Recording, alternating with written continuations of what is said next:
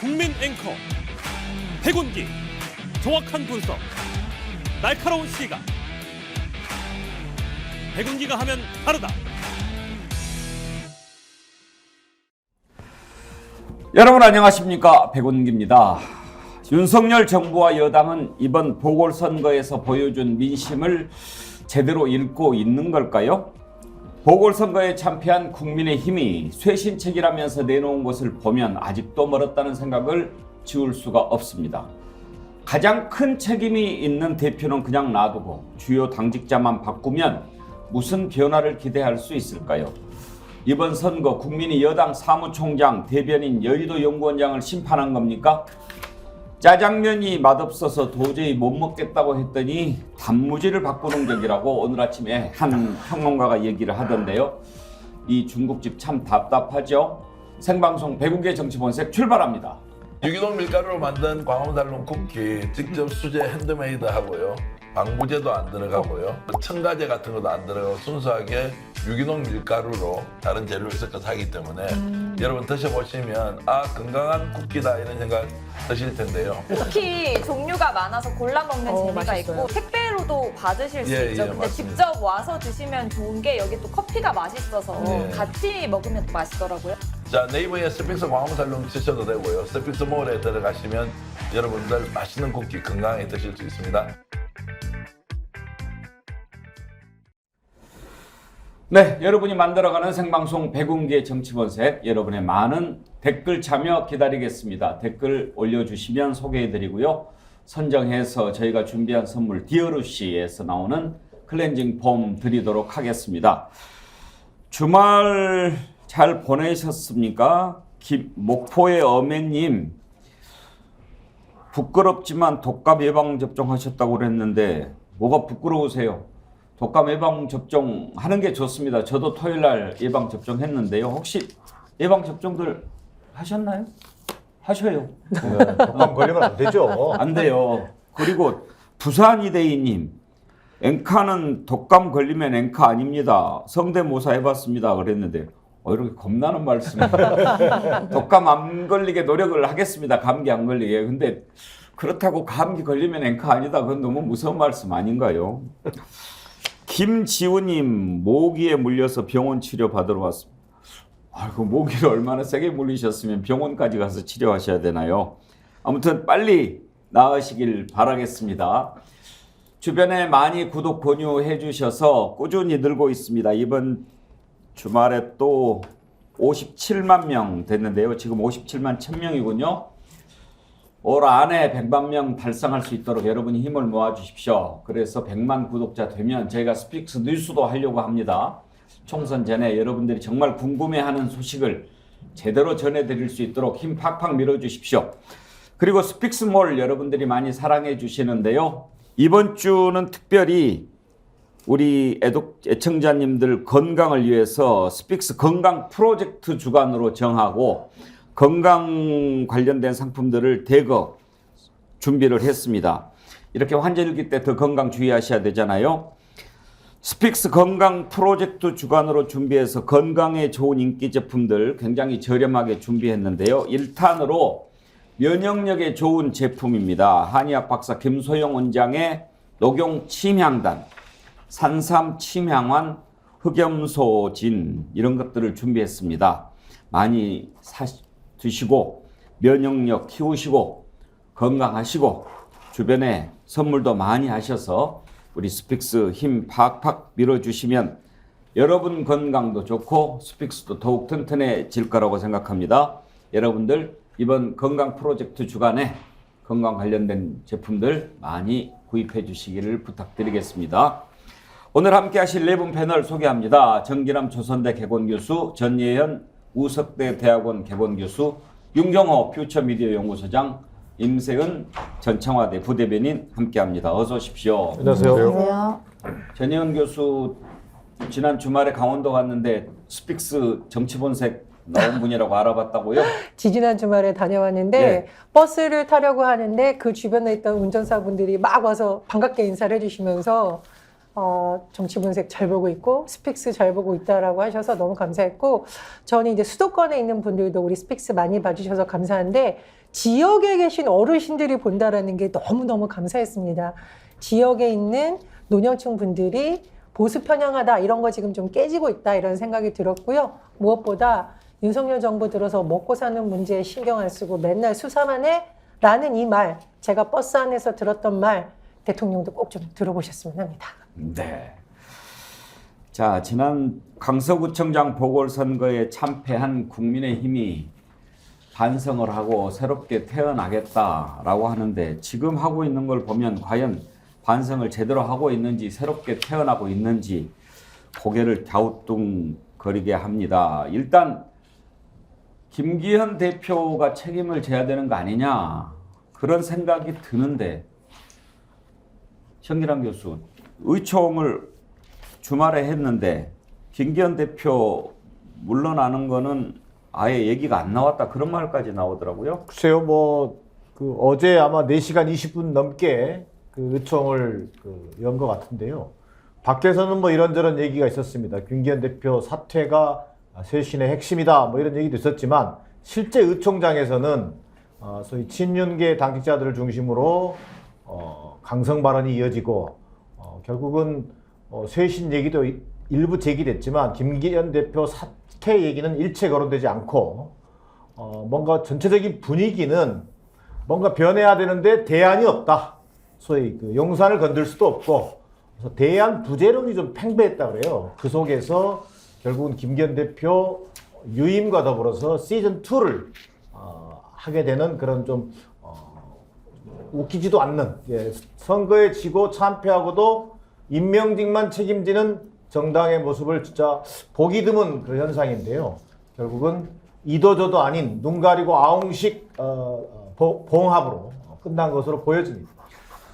어제 긴급 의총 끝난 뒤에 윤재욱 국민의힘 원내대표가 했던 얘기를 한번 들어볼까요? 우선 김기현 대표를 중심으로 선거에 나타난 민심을 받들어 변호와 쇄신 방안을 조속히 마련하기로 했습니다. 정책 정당의 면모를 일신해서 민생 경제 회복에 최선을 다하고, 특히 소외된 사회적 약자를 두텁게 보호하는 데 당력을 집중하기로 했습니다. 당 대표님께서 변호와 혁신에 관한 구상을 말씀을 하셨습니다. 당의 혁신기구와 총선기획단을 출범을 시키겠다고 말씀하시고, 인재영입위원회를 구성해서 활동을 할 그런 계획도 말씀하셨습니다. 당직 개편과 관련해서는 통합형 당직 개편을 하겠다고 말씀하셨고, 당과 정부의 소통을 강화하고 국민의 목소리를 가감없이 전달하겠다고 말씀하셨습니다. 또 당내 소통을 강화해서 의원들과 원외당협위원장을 비롯한 많은 분들의 의견을 의사결정하기 전에 수렴하는데 최선을 다하겠다는 입장을 밝혔습니다. 유경 의원, 저런 소리를 참 공허한 소리 이렇게 얘기하죠? 글쎄요, 귀에 한마디도 안 들어와요. 저 같은 제3자가 보면 좀 뭔 얘기인지. 저는 김기현 대표를 보면 처음부터 끝까지 김기현 책임이 아무 없었죠.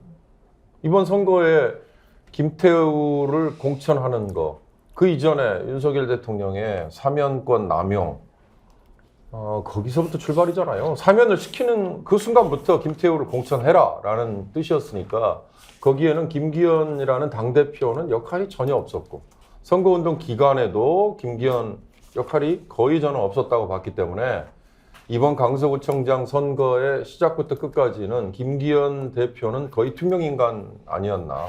그러니까 책임을 안 물어도 그냥 상관이 없는 거다라고 봐도 과언이 아닐 것 같다, 이런 생각이 드는데요. 이제 제가 거듭 말씀드립니다만, 저런 지금 윤재옥 원내대표의 얘기가 저 같은 이 관외자가 듣기에는 아무 느낌이 없죠. 임세현 대변인, 윤재욱 대표 얘기 들어보니까 뭐 변화, 쇄신, 혁신 이런 얘기를 많이 하던데 변화가 뭐고 쇄신, 혁신이 어떤 겁니까? 적어도 지금 국민의힘에서 하는 행동과 반대되는 일이 변화, 혁신, 쇄신이지 않을까 저는 그렇게 생각이 들고요. 일단은 이번 선거에 대해서 여러 책임 운운을 했었는데 이른바 책임자 꼬리 자르기라는 이야기가 나올 정도로 다른 분들도 아니고 임명직 분들만 이제 사퇴를 했는데요. 임명직이라고 하면 당대표와 이제 지도부가 어떠한 그 특정 당직을 임명하는 거 아니겠습니까? 뭐 저희도 민주당에도 정책위 의장, 사무총장, 뭐 민주연구 원장 등등이 계신데 대변인 이렇게 사실 아주 이 당에 깊숙이 관련된 분들 아니면요. 사무총장이 누군지, 민주연구원장이 누군지, 또 뭐 정책위 의장이 누군지 모릅니다. 저도 사실 이번에 국민의힘의 뭐 정책위 의장, 사무총장 누군지 이번에 처음 들었어요. 아, 이분이 사무총장이었구나. 그리고 처음 들었습니다. 저 같은 사람들도 이게 처음 들었다면 일반 국민들은 도대체 그 자리가 뭔지에 대해서 정확히 알고 계신 분들도 많지 않을 거고 그렇다 한들 이 사람들이 책임을 지서 나가든 뭐하든 크게 지장이 없어요. 그러면 그 임명직들 그러면 비워놓을 건 않습니까? 또다시 누군가 임명하겠죠. 그럼 뭐 비슷한 사람들 다시 넣는 게 그게 무슨 의미가 있는지 모르겠어요. 그리고 특히 이제 임명직들 중심으로 사퇴를 한 건데 김기현 대표야말로 용산 임명직 아닙니까? 가장 크게 임명을 받으신 분이죠. 그것에 대한 책임을 김기현 대표가 오히려 져야 하는데도 불구하고 왜 괜히 무슨 임명직 분들이 이 책임을 지고 나가는지 저는 참 이런 창의적인 책임 나누기에 매우 재밌지 않을 수가 없습니다. 그러니까 보통은요, 선거에 지게 되면 전원 지도부 사퇴하는 것이 일반적인 수순이었는데요. 지금의 이 국민의힘의 모습, 그다음에 윤석열 정권은 전혀 이런 책임감에 대해서는 늘 한 발 떨어져 있지 않습니까? 그리고 사실 이번에 60%가량의 민주당 지지가 나온 것은 민주당 지지가 60%가 아니라 민주당이라는 도구를 이용해서 이 윤석열 정권을 혼을 낸 겁니다. 그러니까 이제 이런 식의 국정 운영은 더 이상 하지 마라. 이렇게 불통으로 하지 마라라고 윤석열 정권에 혼을 낸 건데 그것을 대통령실은 아직도 이해하고 있지 못하다고 저는 생각이 듭니다. 예. 전혜영 교수, 김기현 대표가 안 물러나는 걸까요? 못 물러나는 걸까요? 둘 다라고 봅니다. 김기현 대표가 사실 본인 스스로 어떤 당에 대해서 리더십을 확보하고 이러는 것이 아니라 그동안 끊임없이 용산 출장소냐, 용산의 명령을 받냐는 의심을 받아왔는데 이번에도 그런 모습을 보인 게 아닌가 생각이 드는데 저는 선거 패배 후에 이 윤석열 대통령과 김기현 대표의 어떤 모습을 보면서 와, 진짜 너무 비겁하다라는 생각이 들었습니다. 선거가 이 정도로 참패를 했으면 일단 대통령실에서도 민심을 겸허하게 받들고 반성하겠다는 메시지가 나와야 되는데 유체이탈 화법을 쓰고 있고 김기현 대표는 본인이 쇄신과 변화의 대상 아닙니까? 가장 큰 책임이 있고 공천 과정에서 가장 큰 영향력을 미치는 당에서는 그런 존재인데 그런 책임 한마디도 언급했다라는 게 너무 아쉽고요. 또 하나 아니 지금 국민의힘 의원총회는 도대체 의원총회를 뭐하러 하는 건지 모르겠습니다. 의원들이 이런 때야말로 위기의식을 느끼고 민심을 잘 전달해야 되는데 역시나 대통령실 눈치 보면서 내년 총선에서 본인이 공천 받을지 말지를 걱정하고 있다라고 생각을 하는데 민심은 분명히 레드카드를 내밀었는데 본인들만 모르는 게 아닌가 굉장히 아쉽고요.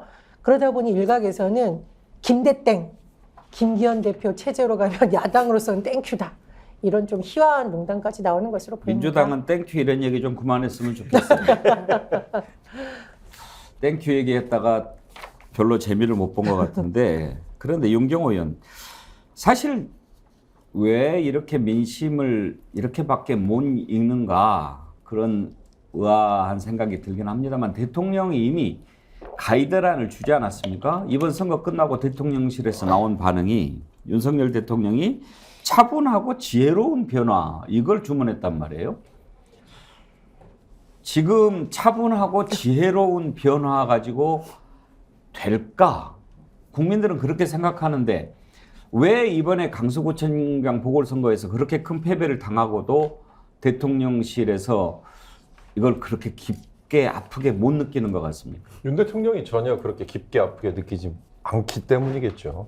윤 대통령이 공적인 자리에서든지 아니면 참모들과의 만남에서든지 아니면 공개되지 않은 자리에서든지 아마 제가 보기엔 이번 선거 결과에 대해서 그렇게 아파하거나 아니면 문제의식을 전혀 느끼지 않고 있다는 걸 국민의힘 내부의 핵심들은 아는 거 아니었을까라는 생각을 하고요. 저는 그 굉장히 의아한 것 중에 하나, 또 그 의아함의 그 뒤에는 답은 이미 있는데, 지난 11일 저녁에 한 11시 정도에 이미 선거 결과가 나왔잖아요. 예. 이게 만약에 뒤집어졌으면요, 아마 밤 12시부터 이재명 대표 사퇴론 얘기부터 먼저 튀어나왔을 거라고 많은 사람들이 예상하잖아요. 그 이전에 그렇게 예상했죠. 그런데 김기현 대표의 사퇴론은 그 다음날 아침에 신문 방송에 제가 유심히 봤습니다만 거의 나오지 않았거든요. 이게 뭐 보수의 우호적인 언론의 지형 때문에 그런 건지 아니면 뭐 다른 요인이 있는 건지는 모르지만 지금 오늘이 16일이니까 무려 4일, 5일이 지난 이후에야 김기현 대표 사퇴 얘기가 지금 쟁점이 되고 있는 정도니까 그런 것조차도 이미 나름대로 굉장히 기울어져 있는 지형이다. 김기현 대표에게 좋게 얘기하면 우호적인 거고, 아까 저처럼 좀 비판적으로 얘기하면 거의 김기현 대표의 존재감이나 영향력이나 지도력을 인정하지 않거나 아니면 의미가 없다고 그냥 치부를 해버리는 이건데, 그 배경에는 아마 윤석열 대통령이 김기현이라는 당대표를 본인의 의사를 대리해서 뭔가 집행하는 주체다 이렇게 보는 게 아니라, 아마 김기현 대표 역시도 윤 대통령이 그냥 투명인간 정도로 취급하는 거 아니냐, 좀 심하게 얘기하면 그게 그냥 그대로 투영된 거 아니냐, 저는 그렇게 해석을 하고 싶습니다. 윤석열 대통령이 못 느끼고 있는 것 같다라고 하시는데, 사실 정진남 교수 못 느끼고 있다기보다는 만약에 김기현 대표를 바꾼다 그러면 자기 부정이 되는 거라서 그런 거 아닐까 싶기도 해요, 윤석열 대통령이. 뭐 그런 측면이 분명히 있죠. 그리고 또 하나는 그 윤석열 대통령이 이번 그 재보궐 선거 참패와 관련 당으로 보면은 김기현 대표가 책임을 지겠지만, 앞서 윤경호 소장께서 얘기했습니다만 사실상 이번 후보의 공천이라든지 일련의 작업을 다 좌지우지한 게 용산입니다. 그런데다가 이번엔 보궐선거에 나타난 민심은 윤석열 대통령의 집권 1년 5개월 동안의 불통, 독주, 국정 운영에 대한 심판이라고 하는 것이 상식적인 분석입니다. 그렇다면 이 책임은 김기현 대표에 있는 게 아니라 윤석열 대통령한테 있는 거예요. 근데 윤석열 대통령이 보궐선거에 책임을 두고 뭐 물러날 수는 없는 일이니 결국 누군가가 책임을 져야 되는 것 아니냐, 이런 논리에서 김기현 대표를 얘기하는 건데, 자, 김기현 대표는 앞서 얘기했던 것처럼 용산의 뭐 출장소, 거수기로 전락시킨 장본인이란 말이에요. 결국은 김기현 대표에 대한 책임론은 곧 용산의 책임론으로 바로 이어질 수밖에 없는 상황이다. 그런 의미에서 윤석열 대통령에게 김기현 대표의 존재는 완전 방화벽의 의미가 있는 거죠. 차단하는 효과가 있는 것이고, 그런 측면에서 김기현 대표가 물러나지 않는 데 대해서는 이미 앞서 앵커께서 얘기했습니다만 대통령실도 잘 지침을 줬잖아요. 지혜롭고 차분하게 모든 책임은 본인한테 있음에도 불구하고 사돈내 남말하듯이 그 얘기했던 그 평가에 그대로 담겨 있었다고 생각합니다. 예. 대표가 물러나지 않으면서 대신 이제 사무총장, 대변인, 또 지명직 최고위원 이렇게 바꿨죠. 여의도 연구원장까지. 바뀐 면면을 보면은요. 그런데 그동안에 이제 수도권을 좀 중심으로 쇄신하겠다라고 했는데, 김혜지 지명직 최고위원이가 그렇다고 치고, 이만희 사무총장 TK죠. 재선이고, 함경호 조직부총장은 이제 호남 쪽인데, 정진남 실장. 수도권 민심을 잡겠다는 인사인데, TK 사무총장, 이게 무슨 변화인가 의아하지 않습니까? 의아할 수밖에 없죠. 그래서 지금 미봉책이라는 거예요. 저는 김기현 대표가 뭐 내년 총선에서 패배하면 은퇴하겠다 했는데, 아마 국민의힘 의원들 중에 김기현 대표 은퇴에 관심 있는 사람 거의 없을 거예요. 오로지 자기 당선밖에 없는 겁니다. 자, 국민의힘이 내년 총선에서 뭔가 선전하고 의미 있는 성적을 거두려면 뭡니까? 결국은 지지층 결집에서 더 나아가 중도 확장이거든요. 그런데 지금 다시 뭐 쇄신하겠다고 했던 인사의 면면을 보아하니 다시 TK 사무총장이에요. 그리고 뭐 김혜지 뭐 또 뭐죠? 함경호 부총장 이런 식의 좀 약간의 뭐 안배를 한 느낌은 있지만 궁극적으로 본질은 하나도 바뀌지 않았다. 결국 무늬만 이 쇄신하는 모양새를 취하되 다시 김기현 시즌2로 가겠다는 건데 과연 국민 눈높이가 아니라 대통령의 눈에 맞추는 저런 인사 스타일로 저는 이 어려운 국면을 헤쳐나갈 수 없다고 봅니다. 전혜영 교수, 그 전날에는 심지어 박대출 사무총장 얘기가 나왔어요. 그래서 이건 뭔가 다행히 이제 뭐 다행이라는 표현은 좀 그렇고 박대출 정책위의장을 사무총장으로 발탁한다 이런 얘기가 나왔는데 그건 좀 너무 심했다고 생각했는지 사무총장을 이만희 의원으로 했습니다. 근데 이만희 의원이 TK잖아요. 지금 이번 변화와 쇄신 얘기하는데 국민의힘이 수도권 의원들이 지금 위기감을 느끼니까 그걸 좀 어떻게 해보려고 하는 거 아니었나요? 그러니까 저는 너무 어이없었던 게 강서구청장 그 선거 현장에 제가 한 3-4번 나가봤거든요. 그러면 김기현 대표도 그 현장에서 지금 수도권 민심이 얼마나 무섭고 정권 심판론이 얼마나 세고 도대체 집권 여당은 뭐 하고 있냐라는 소리를 분명히 들었을 텐데 완전히 어긋나는 당직 인선을 지금부터 한 거거든요. 그래서 아까 윤지혁 원내대표께서 나와서 온갖 좋은 말, 뭐 변화, 혁신, 뭐 당내 통합 이런 걸 강조를 하셨는데 첫 인선부터 사실상 이런 메시지와 어긋나는 인선이 이루어졌다라고 보고요. 저는 무엇보다도 지금 여당도 문제인데 대통령실이 지금 잇따라 내놓는 말 보면 굉장히 어이가 없다. 지혜롭고 차분한 변화가 선거에서 참패한 집권 여당과 대통령실의 생각인 건지 참 의심스러운 부분이 많습니다. 제가 보기에는 지금 전면적 쇄신, 지도부 총사퇴, 무엇보다 윤석열 대통령의 국정기조의 변화, 또 여당이 용산 출장소라는 오명을 먹기 위한 노력을 전면적으로 해야 되는데 당장 당의 살림을 책임지고 있는 사무총장 인선에서부터 그런 의지가 보이지 않기 때문에 국민의힘의 당분간 민심과 괴리된 현상이 좀 지속되지 않을까 이렇게 생각이 드네요. 이번에 새로 지명된 당직자 사진 다시 한번 좀 띄워봐 주시겠습니까? 예, 지금 이만희 사무총장, 한경호 조직부총장이 있고요. 그리고 대변인을 또 이제 교체를 했습니다. 박정하 대변인이 수석 대변인이 되고 윤희석 대변인이 선임 대변인이 됐는데 좀 주목할 만한 사람이 김성원 여의도 연구원장입니다. 여의도 연구원은 이제 정책기구 아닙니까? 그런데 임세현 대변인, 네. 우리가 김성원 여의도 연구원장 기억나는 게 있지 않습니까? 어떤 거 있어요? 동작구에서 사진 찍는 발언 거. 비 왔으면 좋겠다. 징계 받지 않았나요? 징계 비슷하게 받았었던 것 같아요. 징계 받았어요. 네, 예. 비 많이 왔으면 좋겠다. 사진 찍게 수해 현장 가서 하신 그분이네요. 하도 여기 국민의힘에 계신 분들은 이래저래 구설수가 많다 보니까 좀 많이 헷갈리긴 합니다. 어쨌든 저런 분들로 바뀌었는데 저는 그냥 카드 돌려막기 수준 말고는 사실 평가할 게 별로 없다고 봐요. 저분들이 얼마나 역할을 하게 될지는 모르겠지만 아까 말씀드린 것처럼 정작 중요한 것은 지도부의 전면적인 사퇴 혹은 책임지는 모습 아니겠습니까? 그러니까 계속 멤버를 유지하려는 그런 의도는 잘 알겠습니다. 그런데 용산에 어떤 오더가 있었는지 아니면 의총에서 어떤 이야기가 나와서 김기현 대표가 재신임이라는 이런 결론이 나왔는지 모르겠습니다만 어쨌든 이 윤석열 대통령의 강한 의지는 알겠어요. 김기현 대표 체제로 총선이 가야 어쨌든 본인 입맛에 맞는 혹은 인연이 있는 이런 사람들을 공천을 시킬 수 있겠다라는 그런 의지가 표현을 한 것 같습니다. 이런 말도 있더라고요. 학연, 지연, 혈연 이런 것보다 기현이다. 그게 더 세다라는 기현? 말. 학연, 지연, 혈연보다 기현이다. 네, 그런 말이 있을 정도로 김기현 대표는 사실 이 대통령의 의중을 정확히 반영된 대표 아니겠습니까?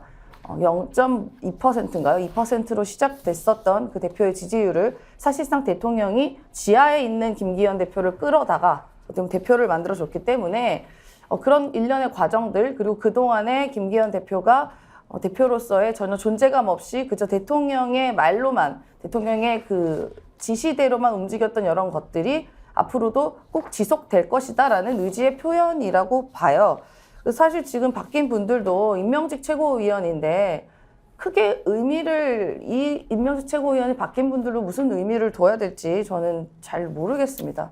이렇게 해서 또 바뀌면 또 뭐 잘못하면 이제 저분들만 계속 바뀔 건지 모든 국민들께서 그래서 어쩌라고 이런 생각을 갖지 않겠습니까? 국민의힘이 알아서 할 문제지요. 문제는 대통령이 바뀌어야 하는데 대통령이 바뀌지 않는다는 것 아니겠습니까?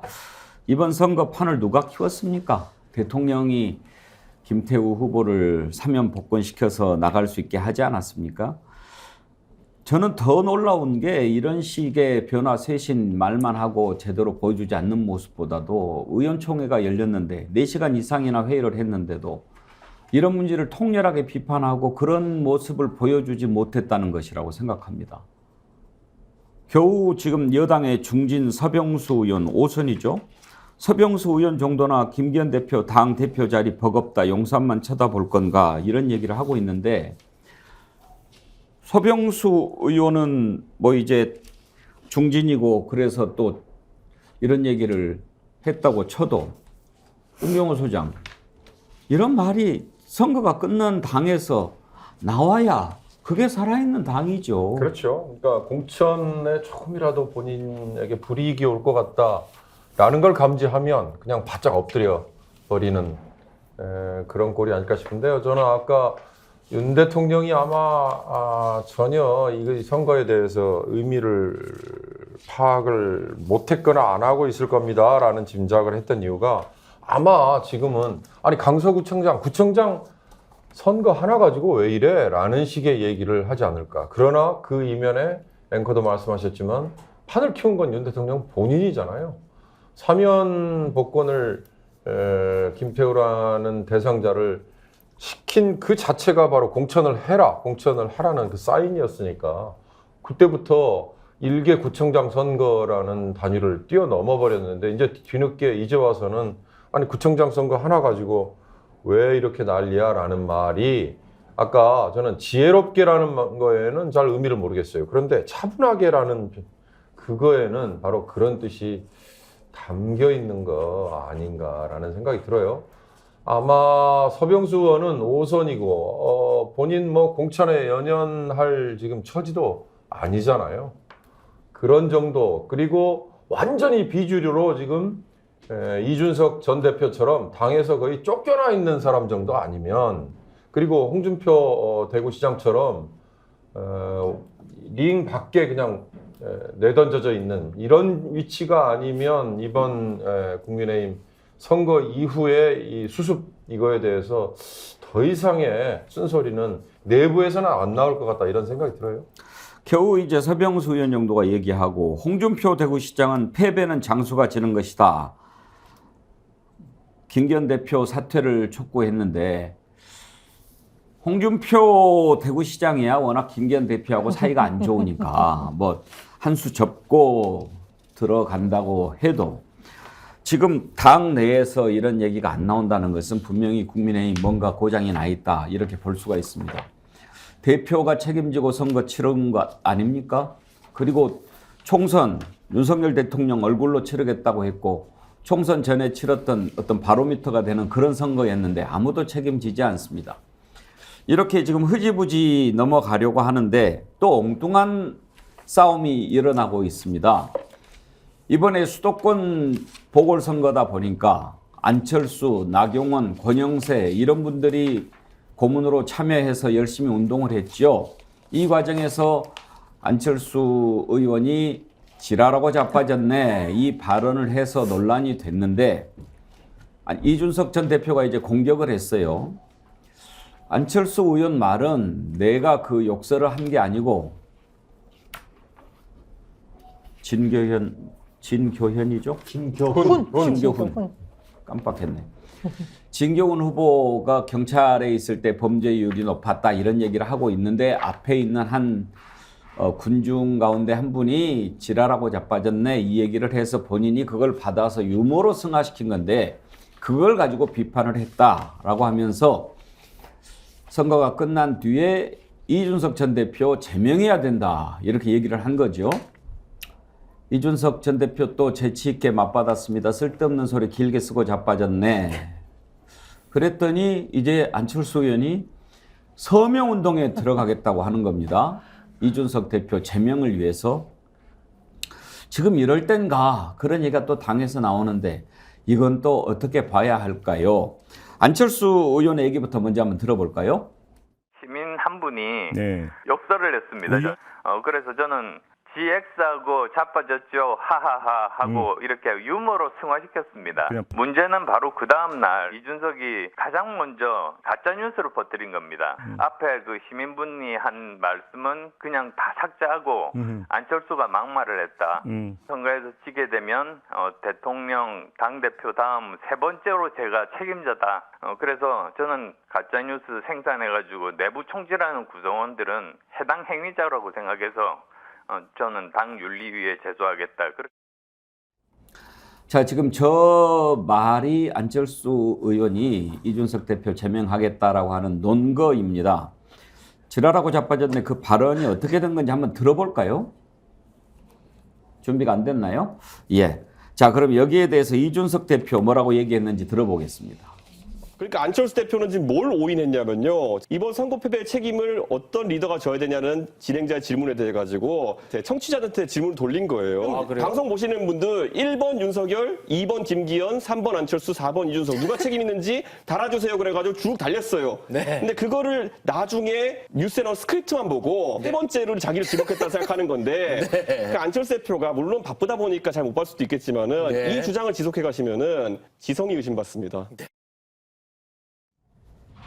정인환 교수, 그러니까 그런 얘기죠. 지금 이준석 대표가 이번 총선 보선 패배 누구 책임이냐 1, 2, 3, 4로 이렇게 했는데 그걸 안철수 의원은 내가 세 번째로 책임져야 된다라고 해석했다라고 하는 반격인 거죠? 그렇습니다. 지금 액면 그대로만 보면 저는 이준석 대표 얘기가 틀린 얘기가 별로 없어요. 그럼 이준석 대표를 제가 전 대표를 옹호하고 싶은 생각이 있어서가 아니라 안철수 의원 참 한심하게 이럴 데 없어요. 지금 문제의 본질이 뭡니까?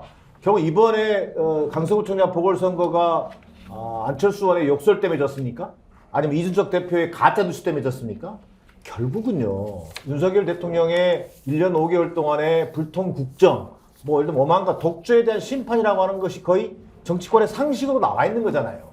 자, 그럼 문제의 본질은 어떻게 하면 내년 선거에서 국민의힘이 자당이 승리할 수 있을 것인가? 결국 쇄신 외에는 답이 없다. 이런 관점에서 문제에 천착하고 그 문제를 위해서 지금 김기현 대표 체제의 문제점, 또 용산과 대통령실, 용산과 여당 간에, 국민의힘 간에 어떤 이 수직적인 당청 관계, 이거 개선해야 된다고 얘기하면서 쇄신을 부르짖어도 부족할 판이에요. 이 상황에서 갑자기 이준석 대표를 끌어들여가지고 지금 논쟁을 한다?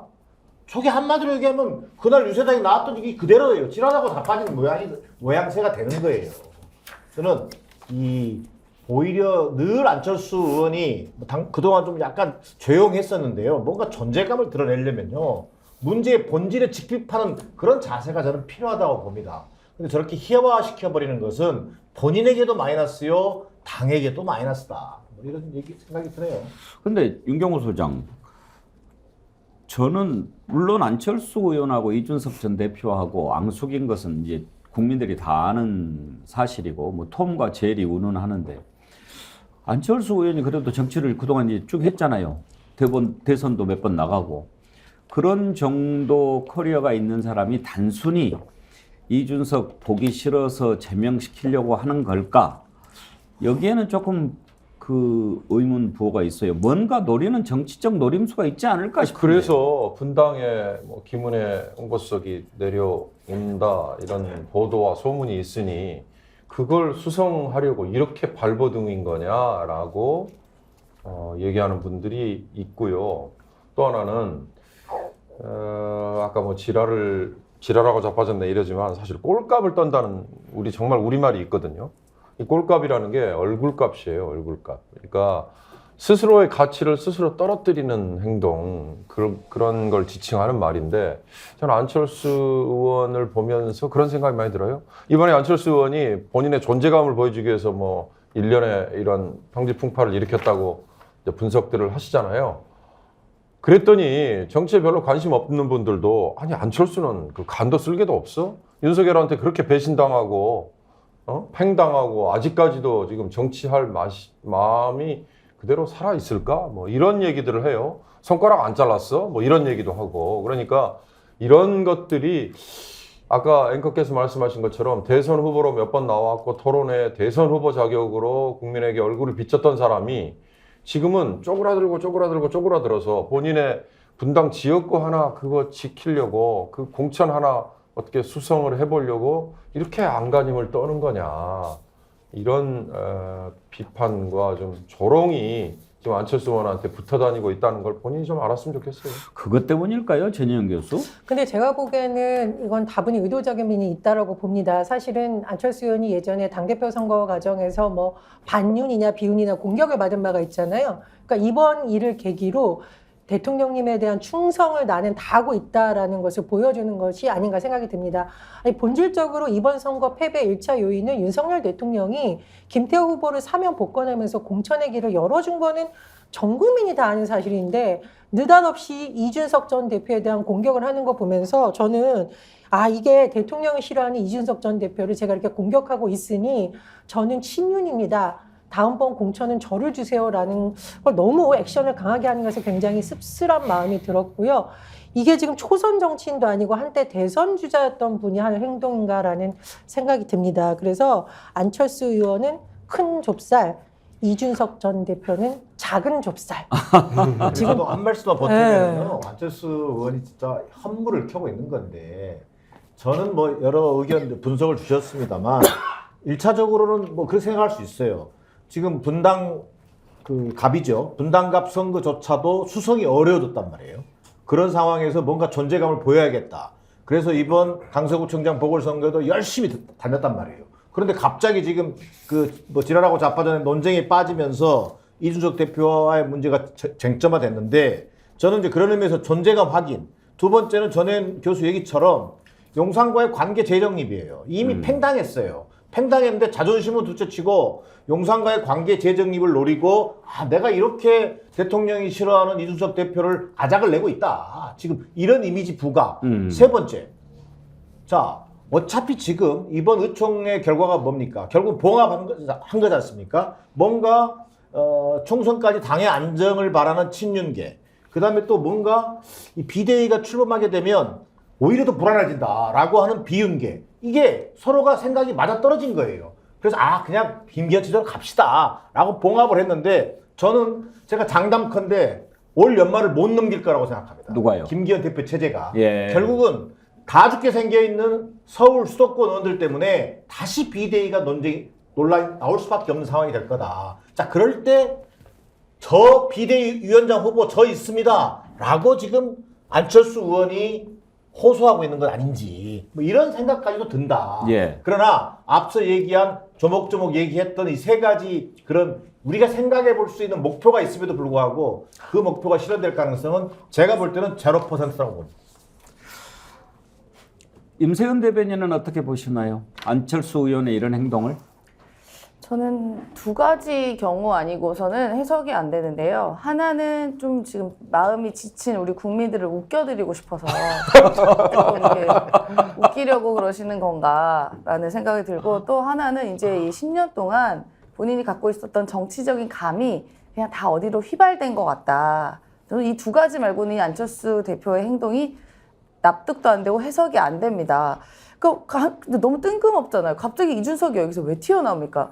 그리고 사실 이준석 대표가 해당 행위라고 얘기를 하지만 그냥 선거에 대한 분석을 언론에다가 한 거예요. 18% 차이로 이제 대패할 거다라고 이제 이야기를 한 거잖아요. 그러니까 무슨 이준석 대표가 뭐 쪽집게니 뭐니 이제 이야기가 나오니 뭐 이런 이야기를 한 것 같은데요. 이제 그동안의 본인 행보를 보십시오.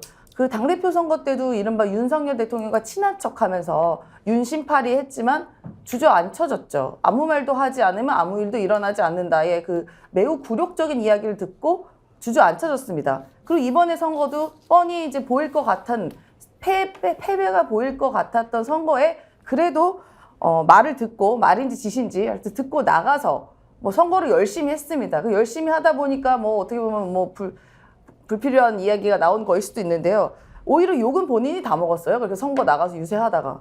그러고 나서는 이제는 또 다른 충성심 경쟁을 하는 건지 느닷없이 또 괜히 윤석열 대통령 부부에게 밉상으로 찍힌 이준석 대표를 겨냥해서 무슨 서명운동을 받느니 윤리 심판을 간다느니 라는 모습이 어떻게 보면 좀 처량해 보이기도 합니다. 그래서 서명운동 받는다고 계속 뭐 열심히 하시는데요.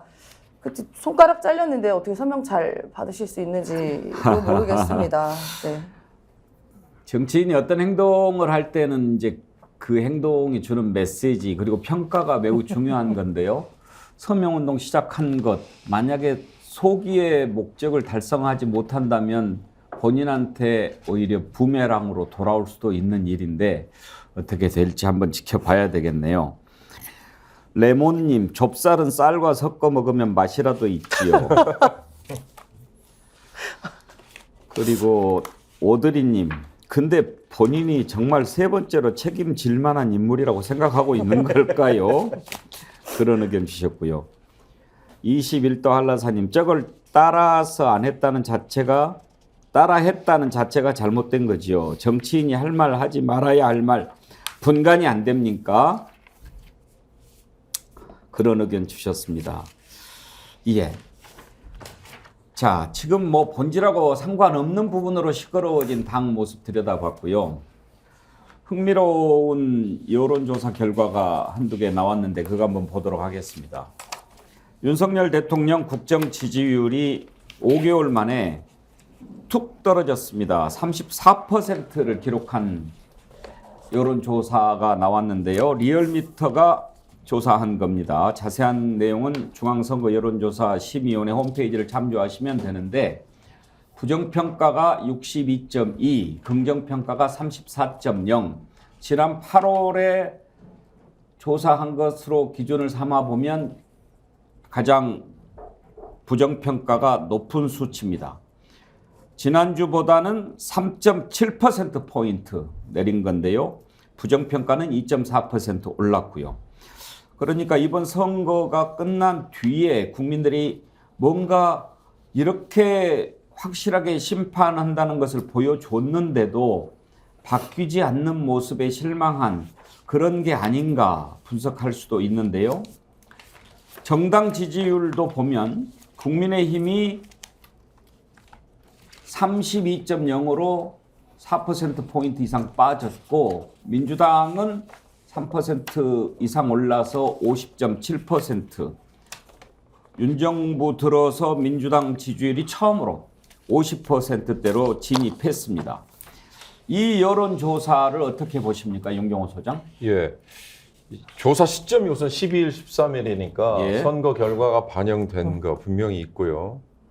또 하나 아쉬운 점은 응답률이 2%, 3% 남짓밖에 되지 않거든요. 네. 그런 점에서 이제 유의미성이 좀 떨어지고, 그리고 조사 방식이 ARS 97%잖아요. 그러니까 어떻게 보면 익명을 보장하는 선에서 이게 조사가 이루어지고 있다라는 믿음을 피조사자에게 주는 거예요. 그런 게 민주당 지지율이 50%까지 나오고 뭐 이런 거 아닐까. 뭐 우리 정기남 교수 여론조사 전문가 앞에서 제가 번데기 앞에서 주름 좀 잡아보자는 건데요. 그러나 저는 이번 선거 이후에 그래서 민주당에 대한 그 지지를 하고는 있는데 일반 좌석이나 아니면 뭐 기회가 될 때 그걸 별로 표출하지 않은 분들, 흔히 말하는 샤이 민주당이라는 세력이 이 이전까지 별로 의견 표출을 안 하다가 이제 이번 강서구청장 선거 이후에 조금씩 그게 의견 표출이 되는 거 아닐까. 잠시 후에 아마 다루시겠죠. 갤럽이 내놓은 여론조사에 보면 민주당과 국민의힘의 지지율 격차가 4%, 5%포인트까지 지금 벌어져서 민주당이 앞서는 걸로 나오거든요. 이게 저는 굉장히 의미 있고 이례적인 거 아닐까라는 생각이 들어요. 갤럽은 응답률이 10% 정도 되고 방식도 전화로 직접 조사원이 전화를 해서 묻잖아요. 그러니까 그때 갤럽의 여론조사는 지금까지 굉장히 신중하고 격차도 얼마 나지 않았거든요. 근데 이게 이번 이후로는 이 샤이 민주당이라고 얘기되는 반 윤석열, 그러니까 윤석열 대통령에 대한 비판 세력이 조금 얘기를 표면화하는 분위기가 예. 좀 조성이 되고 있다. 저는 그렇게 해석을 하고 싶습니다. 여기서 좀 주목할 만한 게요, 전영 교수. 네. 민주당이 50.7, 국힘이 32%, 이게 강서구청장 선거하고 비슷하게 18%포인트 차이예요. 그렇습니다. 그리고 저는 굉장히 주목하는데 우리 소장님과 조금 다른 의견을 리얼미터 그래프 다시 한 번만 보여주시겠어요? 우리가 이제 이 보통 여론조사를 볼 때 앞부분 이제 그래프로 나온 걸 좀 보여주셔야 되거든요. 그래프. 이게 추이를 봐야 됩니다. 잘 보시면 부정평가가 62.2%로서 지금 보이는 그래프에서 가장 높거든요. 그러니까 민심이 완전히 윤석열 정부에 의해서 굉장히 안 좋다. 정권 심판론이 높아진다고 하는 근거는 저기에 있는 거고요. 특히나 34.0%라는 것은 저 그래프에서 가장 낮은 수치입니다. 저 간극을 보통 우리가 보거든요. 얼마나 정권 심판론이 강하게 작용하느냐 저 간극을 보는데 간극이 거의 최대치로 벌어져 있는 점, 이걸 하나 봐야 되고, 두 번째로 사실 민주당이 그동안 굉장히 뼈아픈 지적이 뭐였냐, 윤석열 정권의 우호적이지 않은 층을 적극적으로 흡수하고 있느냐라는 것이 최대 과제였거든요. 근데 어쨌든 이번 선거를 기점으로 정권에 대해서 비판적인 층을 일부분 흡수했다라는 것은 굉장히 이 민주당으로서는 주목할 부분이다 이렇게 생각을 하고요.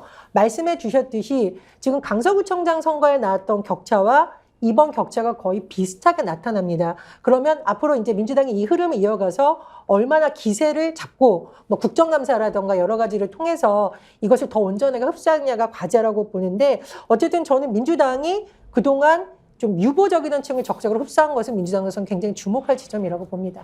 정기남 교수는 어떻게 분석하십니까? 두 분 다 잘 말씀해 주셨는데 방금 전엔 교수 얘기처럼 지금 그 윤석열 대통령의 지지율이 내린 게 리얼미터 조사로만 놓고 보면 좀 전에 그 그래프로도 보여줬습니다만 7개월 내 최대 하락폭이라는 거예요. 그러니까 이게 뭔가 분명한 지금 민심의 이탈은 확인되고 있다. 그것이 뭐 34% 부정평가든 뭐 긍정평가든 뭐 35% 평가든 그 숫자의 문제가 아니라 그런 추이가 확연하게 확인됐다라고 하는 점에서 의미가 있어 보이고요. 윤경호 소장께서 잘 해주셨습니다만 저는 이번 선거에 드러난 특징 중에 하나가 이번 그 강서구청장 보궐선거에서 민주당 지지가 56.52%였습니다. 득표율을 보면. 그 다음에 김태우 후보가 39.37%였습니다. 그 흐름과 유사하게 여론조사에서 나타나고 있다는 얘기는 그동안 양대 지지층이 최대 결집하는 양상이라고 했지만 결국은 유보적 입장을 취하고 있던 중도층과 무당파가 반윤석열 민심에 힘입어서 결국 민주당 지지층으로 유입된 건 사실인 것 같다. 그것이 지금 정당 지지율에 반영되고 있다. 자, 그런데 여기서 간과해서는 안 되는 것이 이 이른바 무당층과 중도층, 2030층 같은 경우요. 이 세대는요, 안정된 지지 성향이라고 보기는 어렵다. 결국 남은 기간 동안에 이것을 과연 안정적인 지지층으로 유입시킬 수 있을 것이냐 없을 것이냐. 결국 이것은 또한 민주당에게 주어진 또 과제이기도 하다. 뭐 이런 부분을 첨언해서 말씀드리고 싶습니다. 리얼미터 여론조사를 봤습니다만 CBS 노컷뉴스가 의뢰해서 여론조사 업체 RN서치가 조사해서 14일 날 발표한 것도 추세가 비슷합니다. 잘못하고 있다는 답변이 61.1, 잘하고 있다가 36.6. 그러니까 부정평가가 2.3%포인트 올랐고 긍정평가는 2.3%포인트 하락했는데, 임세현 대변인, 저는 이번 여론조사를 좀 이번에는 좀 다르게 보지 않을까 그런 생각을 해보는데, 그 전에 계속 60대 30 고착화가 돼 있었잖아요. 그러니까 계속 이런 게 반복이 되니까 좀 무감했을 거란 말이에요. 뭐 그러려니 그러다가 1% 오르면 뭐 올랐다고 그러고 사실 의미가 없는 숫자인데, 그렇지만 공교롭게도 이번, 공교롭다기보다는 절묘하게도 강서구청장 보궐선거에서 그동안 여론조사하고 비슷하게 나왔단 말이에요. 그러면 여론조사 이게 장난이 아니네, 이거 진짜네, 이렇게 받아들여야 되는 거 아니냐 이거죠. 그렇죠. 그러니까 그동안에 윤석열 대통령과 이 대통령실은 이런 여론조사에 대한 굉장히 불신을 보여줬습니다. 뭐 과학적이지 않은 여론조사에 대해서 대대적인 개편도 필요하다, 뭐 이런 식의 발언을 한 적도 있고요. 그러니까 본인들에게 불리한 여론조사에 대해서는 그렇게 비과학적이라는 이름으로 그걸 전혀 신뢰하지 않았습니다. 그런데 우리가 그동안 보았던 부정 콘크리트 60, 그다음에 이른바 뭘 해도 지지하는 약 30% 초반 지지율이 그대로 나온 게 사실 이번 선거에 그대로 또 반영이 됐습니다. 그리고 이거 약간 컨벤션 효과일 수도 있는데 그 이후로 이제 조사한 여론조사에서 이제 민주당이 지지율이 많이 올라갔어요. 저는 여기서 많은 여러 가지 함의가 있다고 보는 것이요. 뭐 그동안에 민주당에 대해서 여러 가지 효능감을 느끼지 못했던 이른바 윤석열 대통령에 대해서 반대하는 그런 분들께서 이번에 선거를 통해서 약간 자신감을 찾은 거 아닌가라고 싶습니다. 왜냐하면 윤석열 대통령과 윤석열 정부가 후쿠시마, 핵오염수 뭐 등등에 대해서 국민들이 싫어하는 짓을 가감없이 하고 앞으로도 그럴 거다라는 그 메시지를 통해 굉장한 분노가 차 있었습니다. 그런데 이게 마침 선거를 딱 통해서 심판을 하게 돼버린 거예요. 그런데 이렇게 중간층에서 민주당을 지지할까 말까 했던 그런 일부에 있는 분들, 이른바 뭐 중도라고 하시는 분들이 표현을 하시겠지만요. 그런 분들께서 이번에 선거 결과를 보고 내가 나와 비슷한 생각을 가졌던 수많은 사람들이 있었구나. 내가 민주당에 대해서도 약간 물음표가 있었지만 지금 윤석열 정부에 대해서 이렇게 심판하고자 하는 많은 세력들이 있구나에 대한 자신감이 있었고 그거를 민주당이라는 도구를 통해서 쓴 걸 확인하고 그러면은 민주당을 도구로 더 활용해 봐야지라는 그런 분들이 또 민주당으로 또 많이 유입이 된 것 같습니다. 그래서 저는 여기서 의미를 민주당도 이제 지금 지지율이 최고치로 올랐는데 뭐 오른 부분에 대해서는 기뻐할 건 기뻐하고 앞으로 더 잘할 것은 잘해야 되는데요. 여기서의 의미는 이분들의 뜻을 받드는 것은 그냥 가만히 있으라는 것이 아니라요. 앞으로 우리가 너희를 도구로 쓸 테니 앞으로 윤석열이라는 이 정부와 대차게 싸워봐. 윤석열 정권이 저렇게 못된 짓 할 때마다 그때마다 막어. 그때마다 너희가 발목을 잡어. 아니면 뭐 검사 탄핵도 해라고 좀 적극적으로 윤석열 대통령에게 대처하라라는 그런 주문이라고 봅니다. 만약에 여기서 안일하게 괜히 협치니 뭐니 하다 보면요. 그 지지율 다시 빠져나갈 것 같다라고 저는 그렇게 판단합니다. 예.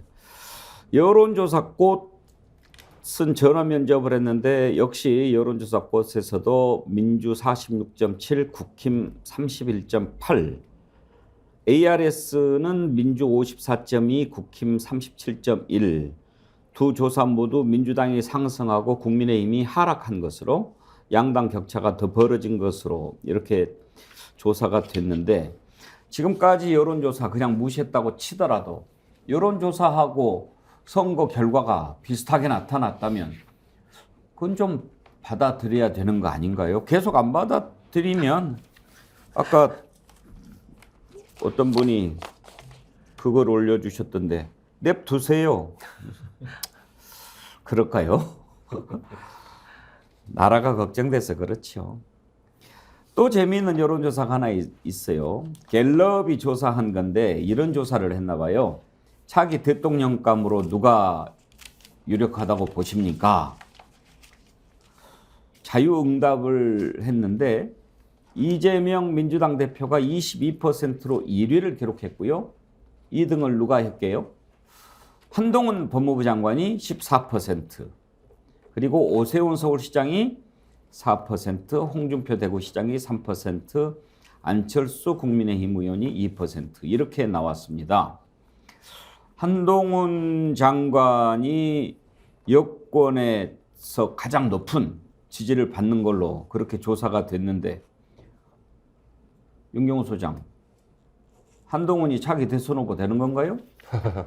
그러니까 대선 후보 또는 뭐 지지 이런 거 얘기하면은 크게 두 가지죠. 하나는 저 사람이 미래 지도자로서 감이 될 만한 정책적인 뭔가 비전을 갖고 있느냐 이거 하나 하고, 그다음에 그건 뭔가 모르지만 이미지만으로 그냥 구축되는 거. 이미지는 예를 들어서 언론의 노출 빈도라든지 아니면 뭐 어떤 고위직이나 또는 뭐 논쟁적인 이런 거, 뭐 예를 들어서 TV 또는 뭐 이 미디어에 패널리스트로 자주 등장하는 사람도 저는 그 이미지 가지고 본인의 뭔가 평가를 받을 수 있는 부류에 든다고 보는데요.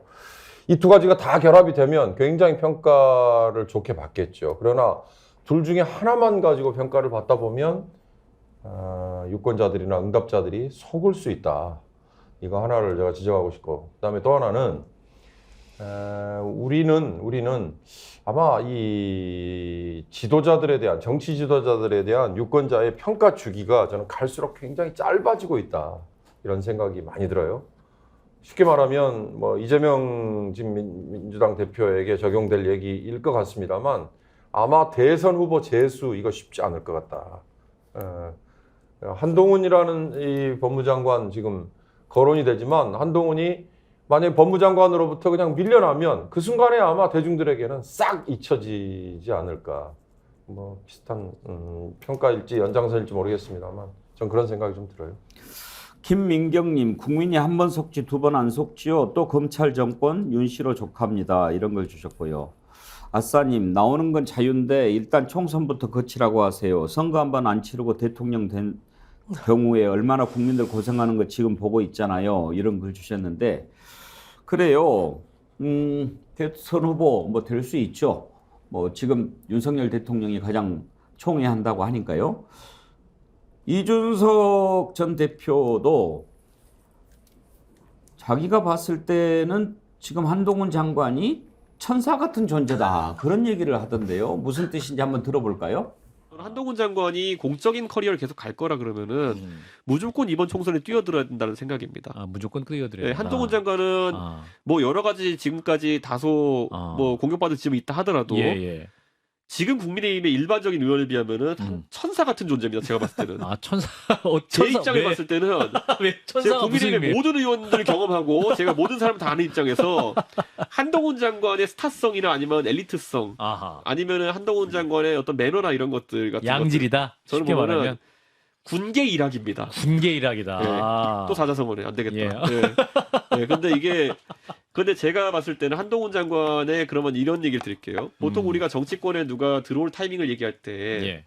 김종인 위원장이 보통 별의 순간이라는 말을 쓰잖아요. 맞아요. 한동훈 장관이 이번 총선에 뛰어든다는 말을 제가 할 때는 예. 별의 순간이라서는 아닙니다. 아하.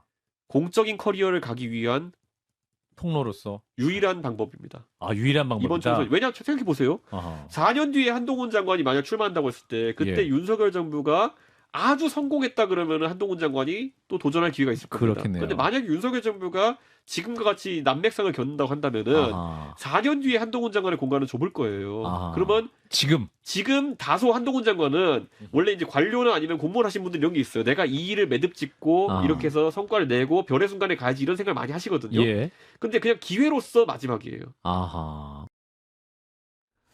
그러니까 전희영 교수, 지금 아니면 찬스가 없다 이런 얘기인가요? 뭐 그런 의미인데 이준석 전 대표 윤석열 대통령 후보와 손잡고 나서 나중에 양두구육이라고 하더니 지금 또 한동훈 장관 천사에 비하다가 양두구육 2탄이었다 또 속았다 이런 말 하는 게 아닌가 좀 의심스럽고요. 한동훈 장관을 지켜 세우는 말인지 깎아내리는 말인지 저는 얼른 이해가 잘 안 되는데요. 저는 김기현 대표 체제에 대한 약간 비아냥도 섞였다 이렇게 생각을 하고요. 사실 이 결과를 보면 한동훈 장관, 오세훈 시장, 홍준표 대구시장에 이르기까지 지금 국민의힘에서 여의도 정치권에서 활동하는 인물들은 한 사람도 없습니다. 제가 보기에는 보수 지지층 내에서도 국민의힘에 대해서는 아이 뭐 별 볼 일 없고 짜증이 나다 보니 자꾸만 원에 있는 인사들을 보는 것으로 보이고요. 그리고 사실 저는 이준석 전 대표의 저 분석을 보면서 최근에 어떤 기사에서 뭐 한동훈 장관 조각상 어쩌고 해서 큰 비웃음을 사던데 천사 같은 존재라는 말도 뭐 그에 못지 않다라는 생각이 드네요. 한동훈 장관이 지금 여권에서 가장 높은 인기를 얻는 걸로 나오는데 그런 생각이 들만도 해요. 임세현 대변인, 제가 지난주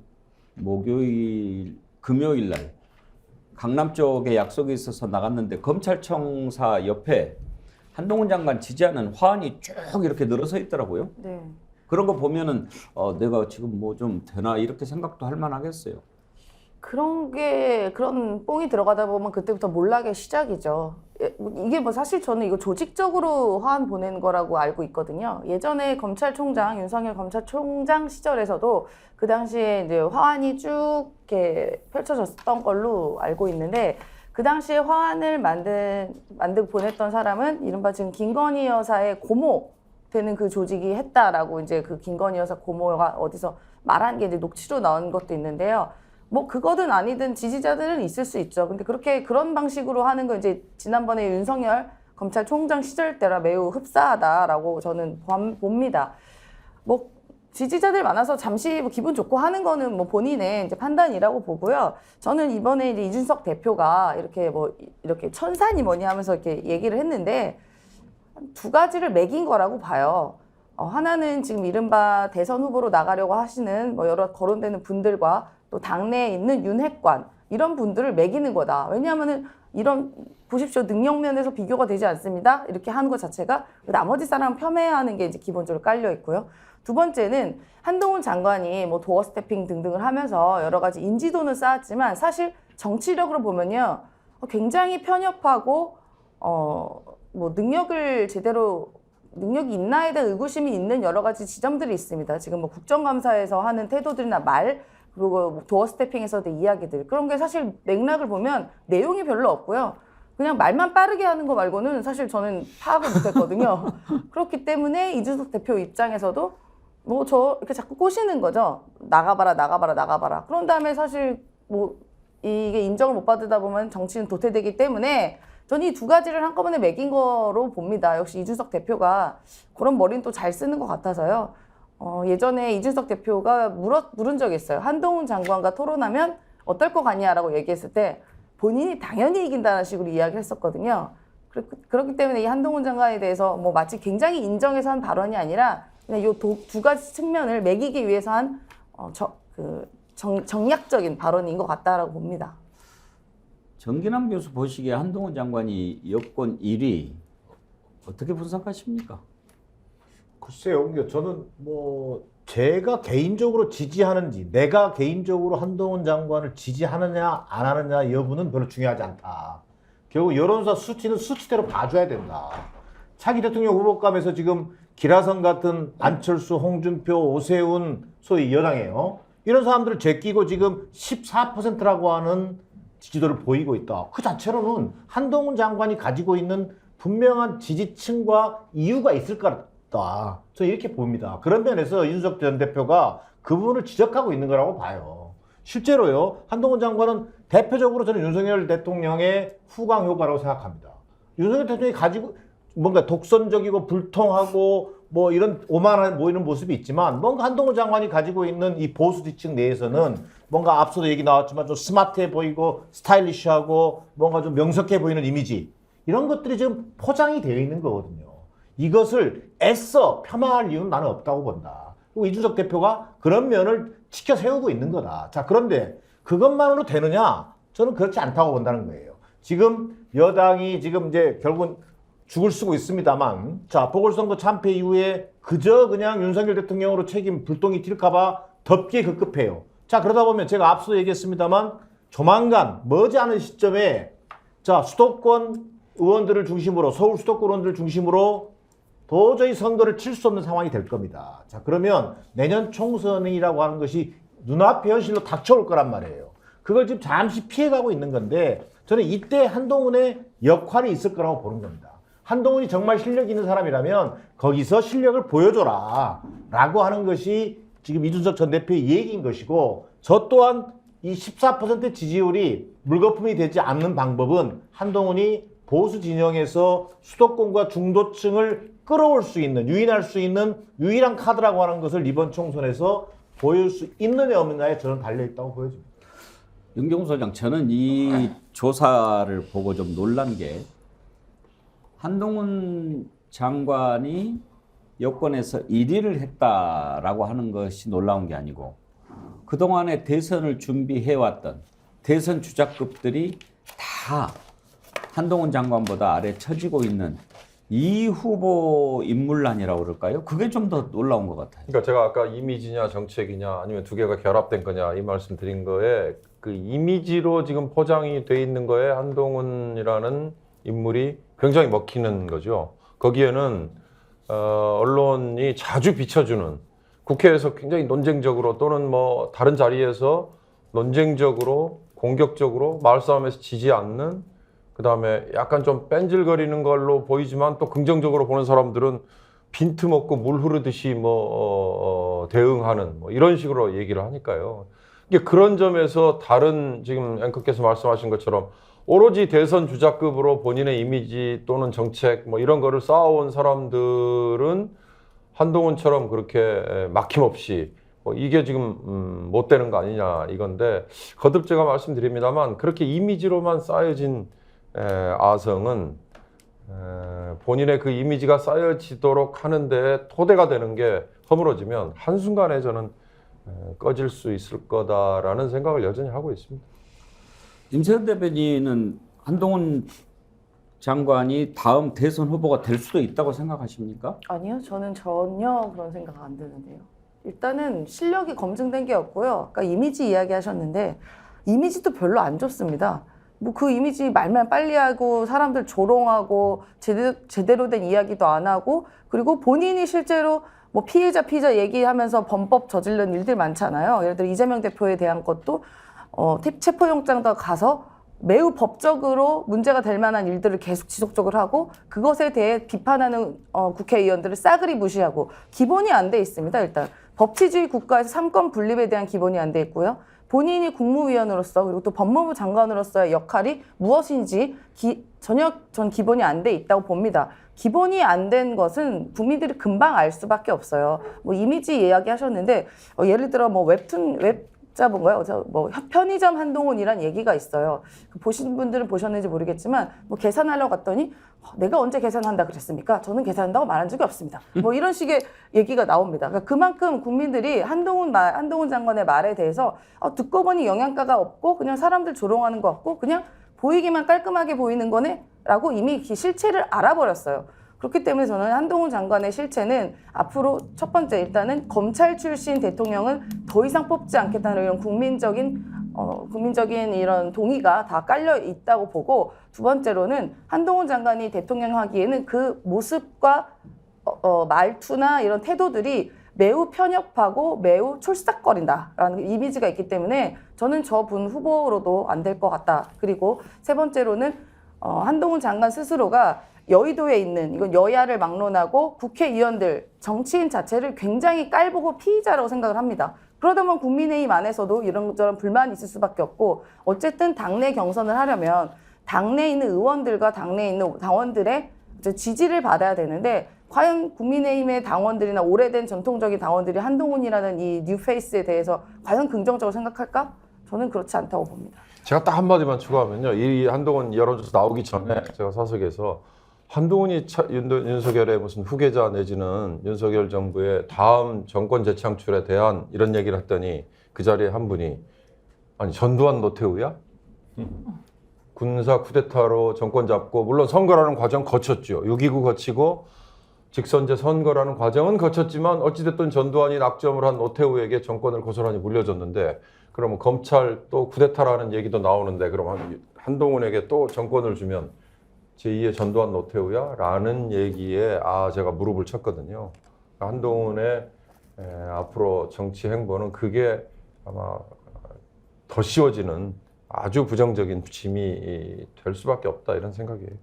저는 이 윤석열 대통령과 한동훈 장관의 특징이 증오의 리더십이라고 생각을 합니다. 뭔가 전 정부에 대해서 복수를 하고 야당 의원들하고 싸우는 게 뭔가 일부의 아주 보수층에는 통쾌함을 줄지는 모르겠지만 대다수의 국민들이 지금 굉장히 피곤하다 이런 반응이 나오고 있고요. 제가 보기엔 보수층 내에서도 좀 그만해라라는 목소리가 나오는 거 아닙니까? 민생 팽개치고 외교도 엉망이고 이런 상황에서 언제까지 이른바 칼잡이 리더십, 검사 출신들이 가진 리더십의 한계가 오히려 윤석열 정부에서 다 이미 드러났다. 그래서 한동훈 장관의 지금의 인기라는 것은 어디간 인지도적인 측면, 그리고 윤석열 대통령이 전 정부에 뭔가 복수를 해주기를 바라는 그 마음이 같이 투영되어 있다고 보고요. 그러나 시간이 지나면서 현 정부의 뭐 경제 실책론이라던가 지금 여러 가지 부분에서의 무능이 드러난 이 지점에서 국민들의 판단이 좀 달라질 수 있다고 봅니다. 예. 이제 뭐 국민들이 판단하고 국민들이 결정하는 거니까요. 이병학님은 이런 글 주셨네요. 차기 대권 후보로 스픽스 정교한 대표 추천합니다. 정 없으면 제가 나서도 이 정권보다는 훨씬 잘할 자신이 있습니다. 예. 보배님 또 초보 운전자가 운전하는 차를 타고 싶나요? 그런 글 주셨는데요. 예. 국민들이 1년 반 동안 많이 겪지 않았습니까? 울라라님, 이 나라의 민족을 불쌍히 여기소서 기도하셨는데 울라라님의 기도가 오늘 제가 항상 바라는 것과 일치하는 것 같군요. 가로 열고 불성곽 아이디 쓰시는 울라라님께 디어루시에서 클렌징 폼 보내드리도록 하겠습니다. 오늘도 2만 명 넘는 분이 동시 접속해 주셨고요. 댓글 많이 남겨주셨는데 감사드립니다. 슈퍼챗 보내주신 분들 잠깐 소개할까요? 변병환님, 가정정치개혁연구소님이 미국에서 보내주셨습니다. 미국 달러 1.99달러 보내주셨고요. 코코님, 김병심님. 코코님은 2번 보내시면서 나이 60의 이은주님 도움으로 처음 슈퍼챗을 보내봤습니다. 좋은 방송 감사합니다. 힘을 주셨는데 코코님 감사합니다. 처음으로 슈퍼챗 보내셨는데 슈퍼챗 보내셨다고가 아니라 이렇게 처음으로 보내셔서 감사의 뜻으로 디오루시에서 클렌징 폼 보내드리도록 하겠습니다. 어떻게 받는 것 혹시 아시나요? 우리 스픽스 홈페이지에 들어와 오셔가지고 이메일로 주소 남겨주시면 저희가 보내드립니다. 그리고 오늘 토론은 여기까지 할 텐데요. 다시 한번 우리 스픽스몰에서 이번 주 펼치는 건강 프로젝트 소개해드리겠습니다. 이번 주는 건강 챙기는 한 주로 해서요. 면역력에 좋은 제품들을 준비했습니다. 한의학 박사 김소영 원장의 녹용 침향단 아주 좋은 가격으로 저희가 준비합니다. 여러분들께서 많이 구입해 주시면 우리 스픽스몰 힘을 얻을 수 있습니다. 이번 주에 계속해서 건강 제품들 소개해 드리도록 하겠습니다. 건강에 동참하실 수 있도록 많은 관심과 사랑 부탁드립니다. 함께해 주신 네 분 패널 정진남 교수님, 전혜영 교수님, 윤경호 소장님, 임세은 대변인 네 분 감사합니다. 수고하셨습니다.